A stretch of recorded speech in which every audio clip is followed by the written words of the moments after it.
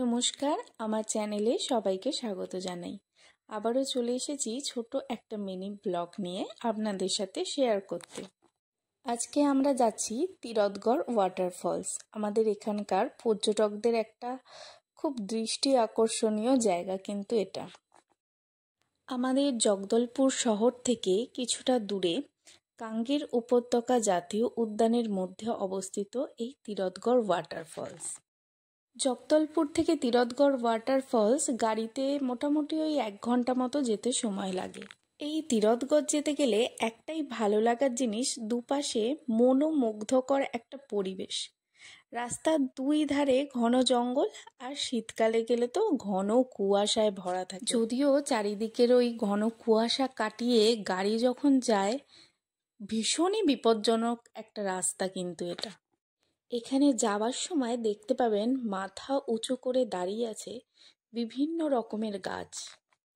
জাতীয় উদ্যানের মধ্যে অবস্থিত হওয়ায় এই অঞ্চলে কিন্তু প্রচুর পাহাড়ি ময়না আছে, আর সাথে আছে অনেক অনেক চড়াই পাখি, আরও নানা রকমের নাম না জানা পাখি।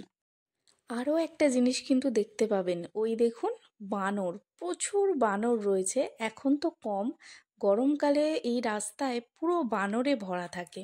এত সুন্দর প্রাকৃতিক পরিবেশ থাকার জন্য বহু মানুষ কিন্তু শীতকালে পিকনিক করতে আসে এখানে।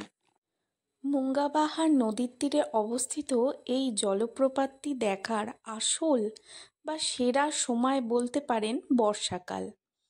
যদিও তখন এতটাই জলপ্রবাহ বেশি থাকে যে নেমে বেশি দূর যাওয়া তো বিপজ্জনক, ইভেন স্নান করা অবধি যাবে না। আরও একটা বিষয় যেটা না বললেই নয়, যাদের পা বা হাঁটুতে ব্যথা, বয়স্ক যারা আছেন তাদের জন্য এই জলপ্রপাতটার সিঁড়ি ভেঙে নিচে নামা কিন্তু একটু বেশি কষ্টদায়ক হতে পারে। বর্ষার সময় বিপজ্জনক হলেও দেখুন এই সময় কত লোক স্নান করছে এই জলপ্রপাতে। আর ওই যে সিঁড়ি, ওই সিঁড়িটা দিয়ে একটু উপর দিকে গেলে ওখানে একটা শিবের মন্দির রয়েছে ছোটোখাটো।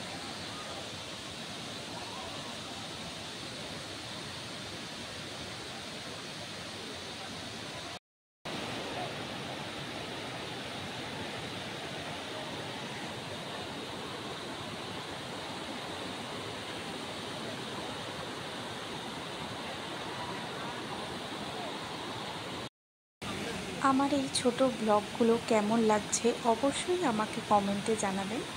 লাইক শেয়ার করে দেবেন আর সাবস্ক্রাইব করে আমার পাশে থাকবেন।